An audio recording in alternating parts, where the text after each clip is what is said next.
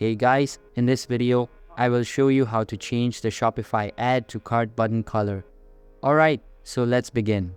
First of all, you're going to go to your Shopify store admin and you'll get right here.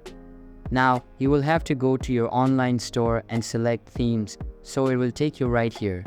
Now, we're going to click on customize and it will open up this store for us. Here we have the add to cart button. In order to change the color, you will have to go to theme settings, then colors, and now you have to select which color you want from given themes. If we click on any theme here, we have the background color.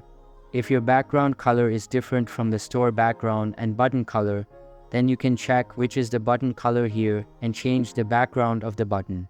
Keep in mind that this will also change the color of other buttons because we can change it as a whole. It will change the color of all the buttons on your website as well as your add to cart button.